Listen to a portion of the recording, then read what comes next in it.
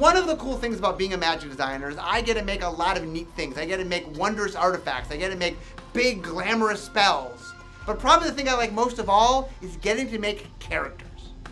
So Sram is a dwarf. He's the senior edificer of all of Ghirapur. He works for the consulate. It was his job to maintain this living, breathing city. He believes in the consulate, but he's torn now that Tezzeret is in charge. And he ends up in our story helping the renegades just enough to make a difference. We refer to cards like Sram, Senior Edificer, as enchantresses. They're kind of typical. There are a lot of cards in Magic's history that have the name Enchantress. There's a Argothian Enchantress, Verduran Enchantress, Mesa Enchantress. What they all have in common is they allow you to draw a card whenever you play an enchantment. It's actually really cool to like really reward you for doing the Kaladesh thing. I know that I've been planning to build a Sram Commander deck for quite some time too. Alright, so Captain Baral, we know him from Chandra's origin story. He is responsible for killing her father, framing her, actually igniting her Planeswalker spark by causing her all this distress. And he is basically Chandra's nemesis. He's here, he's wrapped around Tezzeret's finger, and he's more than willing to activate anytime Tezzeret asks him to tempt Chandra, to push her, to distract her, and he's wreaking havoc around Ghirapur for the duration of the story. He's the guy that wanted Chandra executed, and he's one of the bad guys behind all this. And to play that up, we kind of wanted, what if you just put him in a really mean deck full of counter spells? So we kind of designed a card that would allow you to play just a ton of counter spells, just say no to everything your opponent did. You know, we gave you the incident sorcery reduction to help you cast more counter spells, and we rewarded you for putting a bunch of counter spells in your deck. So you could say like, oh, I'm building a Baral deck. Nobody's gonna resolve anything.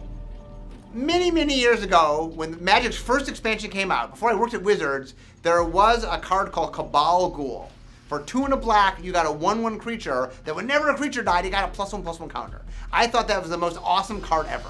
And I feel like Yahenni really is Cabal Ghoul, but on steroids. So same cost as Cabal Ghoul, but instead of a 1/1, it's a 2/2. Instead of a 1/1, it's a 2/2. Oh, wait. And it has haste.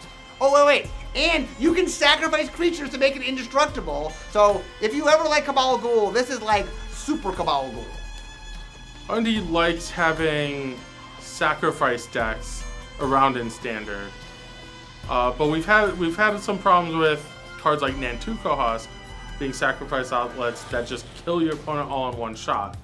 So we wanted to bring like a souped up Nantuko Husk, but it wouldn't kill your opponent in one shot. So it really is good at protecting itself, and kind of as the game progresses, like you get to take advantage of the sacrifice outlet, but have a way that doesn't kill your opponent in one shot. So that's where Yahenni came from. So Kari Zev is probably my favorite character in the set. Kari Zev is a young skyship captain who is also a pirate.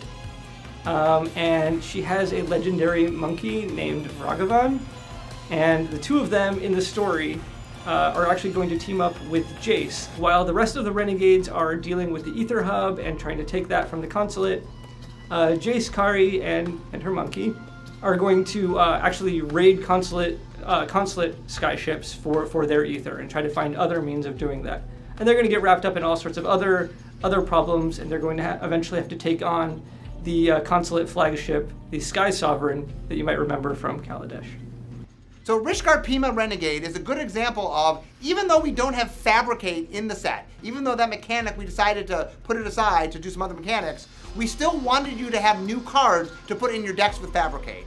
And we were trying to make a cool legendary elf, and we said, okay, here's what we can do. We can make use of +1/+1 technology, so it works all by itself, but you know what? It also plays nicely with your Fabricate cards. Rishkar is a card that works really well by itself. It comes into play as a 3/3, it gives another creature a counter, and it lets them both tap for mana. But one of the things I love about Aether Revolt is sometimes even unassuming cards that look so powerful on their own are actually combo cards. I especially like playing Rishkar with Nissa, Voice of Zendikar. She gives all your creatures +1/+1 counters, and now they're all tapping for mana. I tried it out once with Animation Module from Kaladesh. That means every time you get a counter, you get more creatures, and then you add more counters to them. That's a lot. The goal of the design team was to have a cycle of splashy, rare spells that did some kind of cool, kooky thing. And what we came up with, as a placeholder, mind you, was spells that they had their effect, and then they let you cast for free another spell from your hand that costs less mana. We were also simultaneously developing a cycle of legends. The world building team had given us a number of really cool profiles of legendary creatures, and they started to converge. We started to see, wait a minute, what if these were the signature spells of those characters? And we started to design them in pairs, that each one then influenced the other one so they could go together and express these characters. So Tezzeret is being Tezzeret. He's in a world that values artifice. He's a talented artificer himself, but also a very ambitious one, and also in the employ of Nicol Bolas. And when you combine all of these things, he positions himself to usurp the consulate. This is a continuation of again, the Kaladesh story, and we see him, his Planeswalker card shows him as the head of the consulate. So Tezzeret, as you'd expect, is all about artifacts. His +1 gives you artifacts to fill up the battlefield with.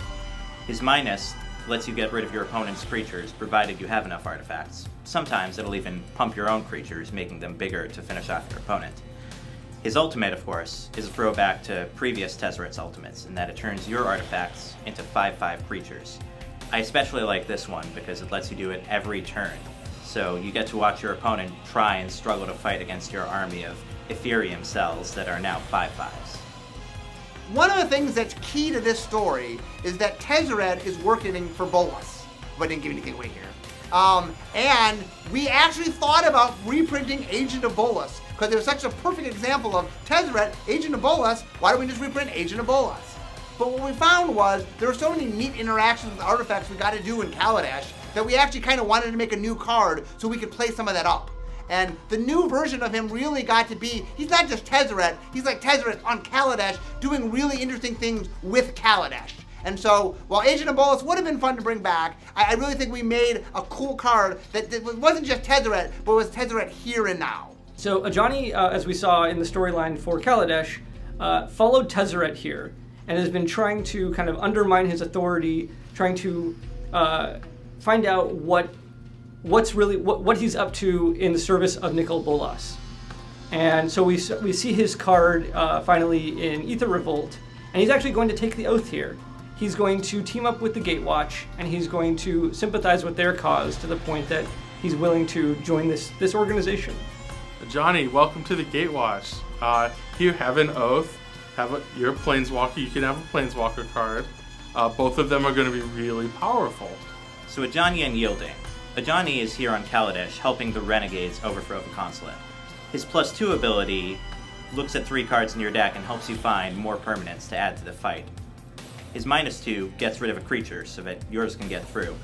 And his -9, if you get there, makes your army unstoppable.